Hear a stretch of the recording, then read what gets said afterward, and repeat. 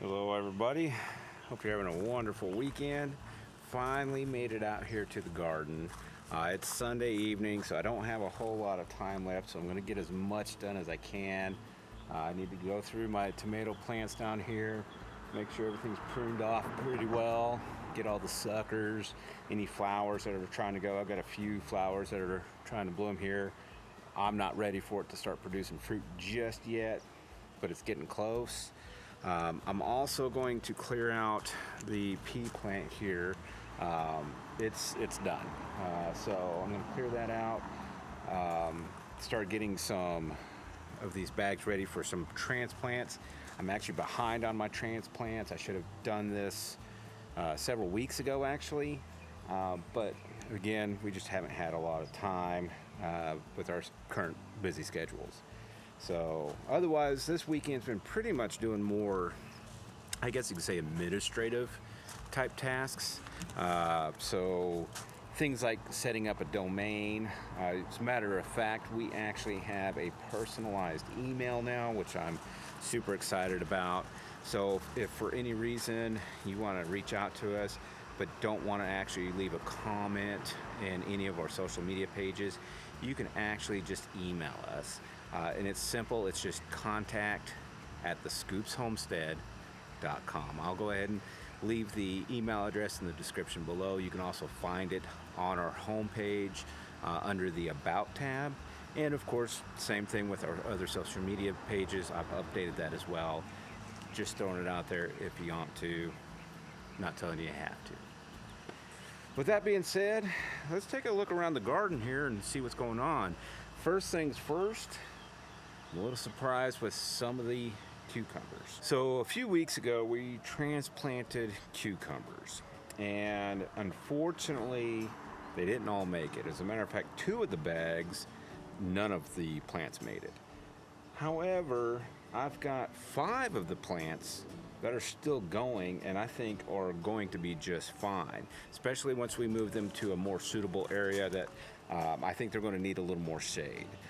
So I'm super excited about that. Now my pepper plants that I also transplanted recently are doing okay. They're not doing great, but I think once I get those moved, I'm actually going to be moving these over to where I have the broccoli here, because these 2 bags up front here are also peppers, and they're doing quite well, to be honest. So I think I'm going to use this whole section here for the peppers, because again, they seem to kind of like this area, and I think a lot of it's because it does get some of that shade in the later part of the day when it's hotter. Now another thing that has me a little surprised at the moment, because of how warm it's been, is my lettuce.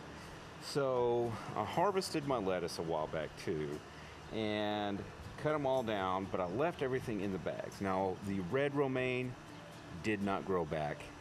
It was the end of its life. So that bag is ready to be repurposed for a new transplant. The leaf lettuce and the green romaine, however, have actually grown new leaves, and so I actually still have lettuce that I can use. So yeah, super happy about that. And then of course my zucchini. Now I have one plant here that is getting actually pretty big. The leaves on it are huge, and it hasn't started producing just yet, but I think it's going to real soon. So I got the smaller one here, which has one zucchini that is growing pretty well, another one that just started. We'll see if it sticks around. I have 3 more that are about to try to produce fruit, but I currently don't have any male flowers, so I won't be able to hand pollinate these. I figure that these 3, because I don't have any means of pollinating them at the moment, are probably just going to die off. That's usually what ends up happening with these. And you can usually tell which ones are the male versus female flowers, because the females will actually have the kind of the stem part behind the flower actually look like it's turning into fruit. It's actually, thicker than the male flower. The male flower is just going to be the stem, then the flower, and you can just kind of take the pollen center, the little stem from inside the flower out, and you can just kind of rub it around the inside of the female flower. That'll pollinate it. One of these days I'll actually have male and female flowers, so I'll show you what I do as far as the hand pollination, but that's basically the gist of it. And we have some other stuff I want to show you, but I really need to get to going through pruning these tomatoes, so let me go ahead and get that knocked out real quick, and then I'll show you some of the other stuff.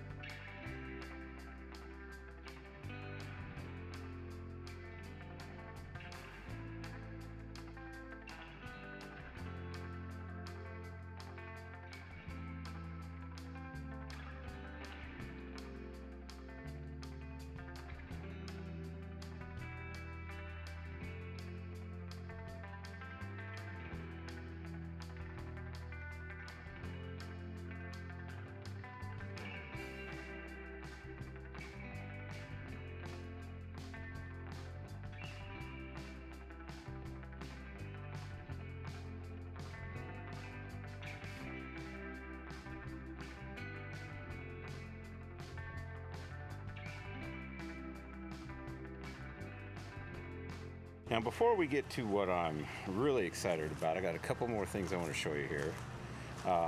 One is my thyme, which I need to prune. As you can see, it's getting flowers on it here. And we're just going to go ahead and just prune those off. Now, the way I've been pruning the thyme is actually the same way I prune basil. I should have a link up here to a video where I talk about pruning basil. And the reason I do it that way is the structure of the plant seems to be very similar. You'll have your main stem that comes up, and you'll have these little offshoots. And I just cut right at that Y, and that way the little offshoots have somewhere to go. So I'm just going to go ahead and prune these real quick. And I'll tell you right now, if you've never had fresh thyme or cooked with fresh thyme, you don't know what you're missing out on.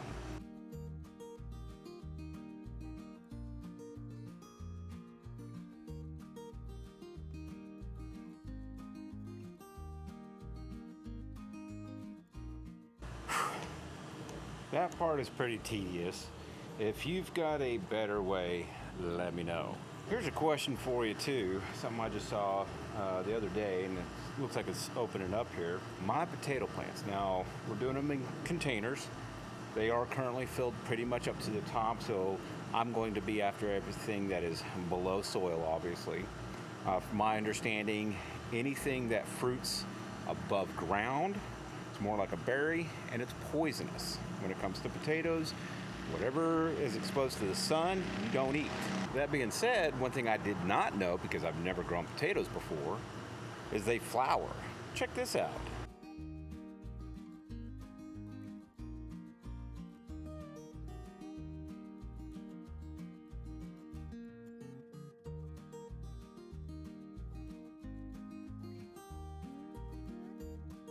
I had no idea, but now I do. All right, so let's get on to the last part here, and this is the part I have been waiting for. So what I'm going to do right now is go ahead and harvest my broccoli. I've only got 2 heads. I'm surprised they're still alive. We've had temperatures in the high 90s already. Recently it was 98 degrees. It's still been getting cold or I should say cool in the mornings, and that might be what's still keeping it going. That being said, I'm going to get the smaller one first, which by itself is a decent head of broccoli.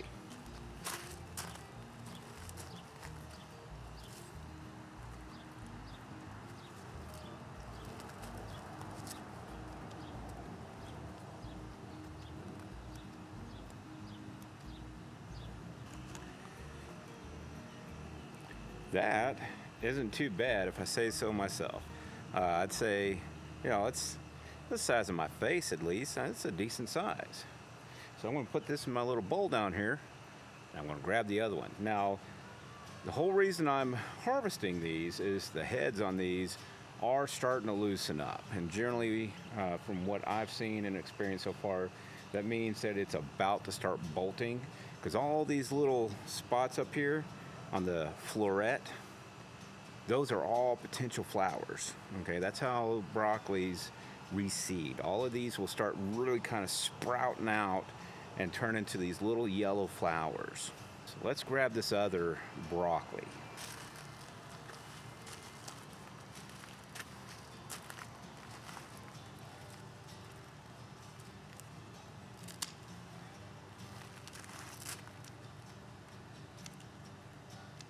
This thing, compared to that other one, is massive. Look at this. Here's the smaller one. Here's the bigger one. You see that?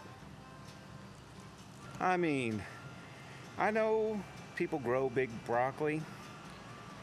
I haven't. This thing is by far the biggest one I've grown yet. I am so excited about this one. And to be honest, can't wait to eat it. I just got to figure out if I want to eat it raw. Do I want to steam it? Cook it up in some stir fry? You know, just have it with some ranch or cheese dip? A little bit of everything? Maybe. Now the remainder of the broccoli plant can still be eaten as well. And I will probably go ahead and use it in an upcoming stew. I've been wanting to have stew again lately, so chances are that's what I'll do with it. I am going to look up some additional recipes for using the broccoli stems and the broccoli leaves and essentially utilize the rest of the plant, so that way none of it's going to waste. If you happen to have any ways that you like to cook it, go ahead and let me know in the comment section down below, because I mean, I'm looking for all the help I can get. So that's going to do it for us today. Thank you for joining us on this evening as I go through and kind of work in the garden and update you a little bit, prune the tomatoes, harvest some giant broccoli, and overall just thank you for your support. Thank you for following us on this journey as we learn how to grow our own food and eventually build our own farm, and just an overall thank you. So that'll do it for us. We'll see you on the next one.